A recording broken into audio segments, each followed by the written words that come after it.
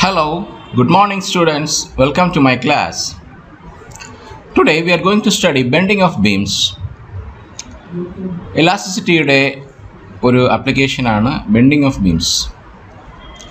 എന്താണ് എന്ന് നോക്കാം. യഥാർത്ഥത്തിൽ ബീം എന്ന് നമ്മൾ ഉദ്ദേശിക്കുന്നത് it is a set of that is a layer. It consists of lot of layers and whose length is very large compared to its breadth or thickness. And there is at the middle layer, it is called as a neutral axis. So a theory which is related to the bending of beams when we apply the forces or stresses on the sides or due to a load on the beam is called as bending theory. So if we apply a load or a stress which is perpendicular to a longitudinal axis, അതായത് അതിന് നീളത്തിന് ലംബമായി ഒരു load നമ്മൾ apply ചെയ്യുമ്പോൾ, ഒരു ബീമിന് നമ്മൾ load apply ചെയ്യുമ്പോൾ, അപ്പോൾ നമ്മൾക്ക് എന്ത് സംഭവിക്കും? ആ ബീം ബെൻഡ് ചെയ്യും, എന്ന് വെച്ചാൽ വളയും. നമ്മൾ ബീമുകൾ കണ്ടിട്ടുണ്ട്, ബിൽഡിങ്ങിൽ കണ്ടിട്ടുണ്ട്, പാലത്തിനടിയിൽ ബീം കണ്ടിട്ടുണ്ട്, റെയിൽവേ ബീമാണ്. ഇവിടെ എല്ലാം ബീം ഈ ബെൻഡിങ് തിയറിയാണ് അപ്ലൈ ചെയ്യുന്നത്. For a material, flexural strength is defined as a stress that is obtained from the yield just before the flexure test. It represents the highest stress that is experienced within the material at the moment of its yield. Sigma is used as the symbolic representation of flexural strength. ഒരു മെറ്റീരിയലിൻ്റെ ഫ്ലെക്സുറൽ strength എന്ന് പറയുന്നത് അതിൻ്റെ സ്ട്രെസ്സാണ്. അതിൻ്റെ from the yield just below the flexor test, അതായത് ഏറ്റവും highest stress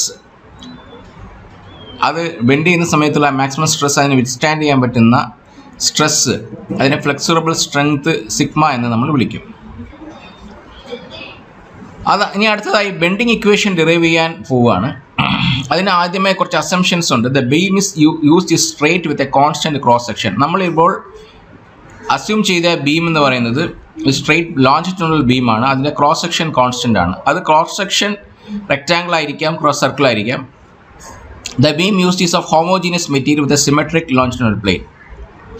ഒരേ സാധനം കൊണ്ടുണ്ടാക്കിയ ബീമാണ്. The plane of symmetry has all the resultant of applied loads. അതായത് ഈ ബീമിനെ രണ്ടായി ബാധിക്കുന്ന ഒരു പ്ലെയിൻ ഉണ്ട്, അതാണ് plane of symmetry. Has all the resultant of applied loads. Apply ചെയ്ത ഫോഴ്സുകളുടെ എല്ലാം റിസൾട്ടൻറ്റ് ഉണ്ടാവും. The primary cause of layer is buckling. ഈ remains same for tension and compression. Elasticity modulus ആണ്, സെയിം ആയിരിക്കും. Cross section remains same before and after bending. Cross section ബെൻഡിങ്ങിന് മുമ്പും പിൻപും സെയിം ആയിരിക്കും. Consider an unstressed beam which is subjected to a constant bending moment such that the beam bends up to a radius r. അപ്പോൾ നമ്മൾ ഒരു stress ചെയ്യാത്ത ഒരു ബീമിനെ assume ചെയ്യുക. അതിൽ ഒരു ബെൻഡിങ് മൊമെൻ്റ് എന്ന് പറയുന്നത് ഒരു ഫോഴ്സിനെ, ഒരു പെർപെൻഡിക്കുലർ ഫോഴ്സ്, ഒരു നീളത്തിന് പെർപെൻഡിക്കുലർ ഒരു ഫോഴ്സ് ആക്ട് ചെയ്യുന്നു and the distance between the axis and the force of application of force. അതിനാണ് ബെൻഡിങ് മൊമെൻ്റ് എന്ന് പറയുന്നത്. The top fibres are subject to tension whereas the bottom fibres are subject to compression.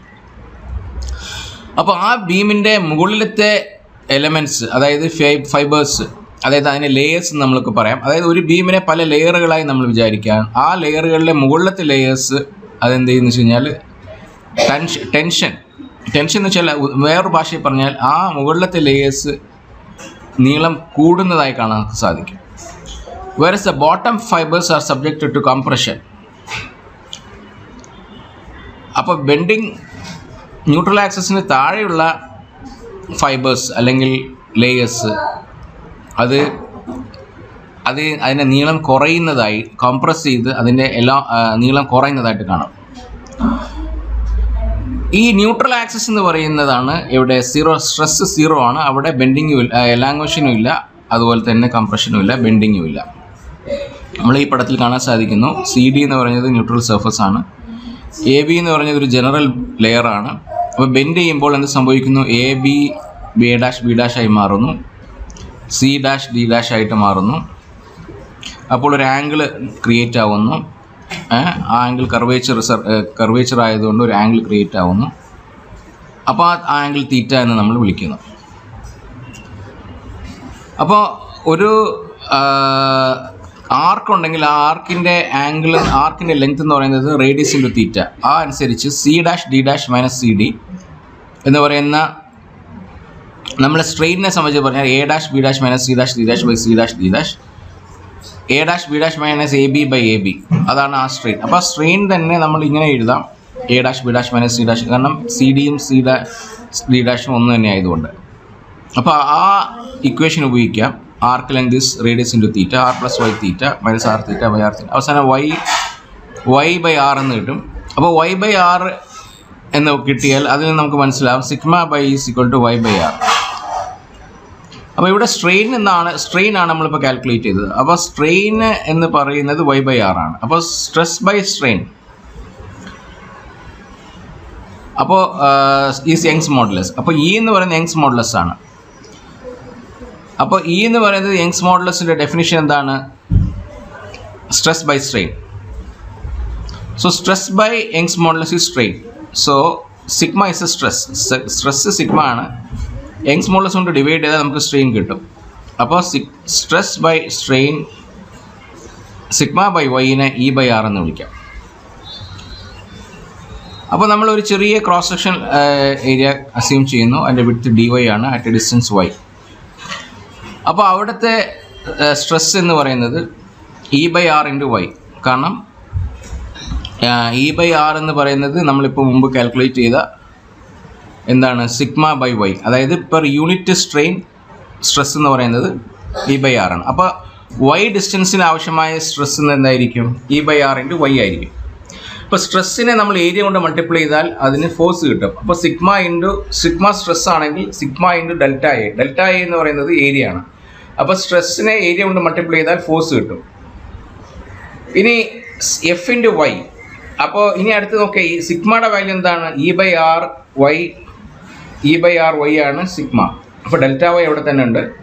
അപ്പോൾ E by R Y എന്ന് നമ്മൾ substitute ചെയ്യുന്നു.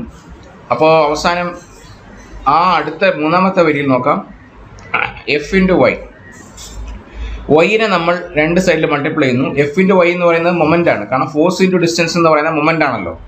So E by R Y square delta A. അതിനുശേഷം M എന്ന് replace ചെയ്യുന്നു, കാരണം എം എന്ന് പറയുന്നത് മൊമെൻ്റാണ്, ടോട്ടൽ മൊമെൻ്റ് ആണ്.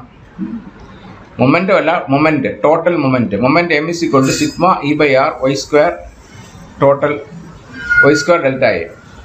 So E by R sigma y square delta A, and sigma y square delta A is known as second moment of area and represented by I. അപ്പോൾ അങ്ങനെയാണെങ്കിൽ M എന്ന് പറയുന്നത് മൊമെന്റ് എന്ന് പറയുന്നത് ഫോഴ്സ് ഇൻറ്റു ഡിസ്റ്റൻസ് എന്ന് പറയുന്നത് E by R into I.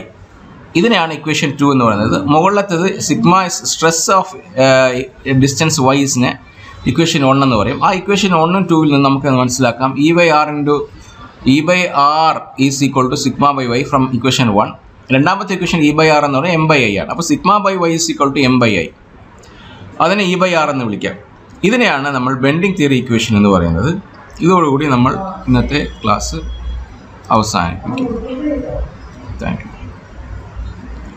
അപ്പോൾ ഈ ഡെറിവേഷൻ നിങ്ങൾ എല്ലാം ഒന്ന് എഴുതിയിട്ട് ഒന്നും കൂടെ ഒന്ന് എഴുതി നോക്കുക. ഇതുപയോഗിച്ചുള്ള പ്രോബ്ലംസ് നമുക്ക് അടുത്ത ക്ലാസ്സിൽ പഠിക്കാം.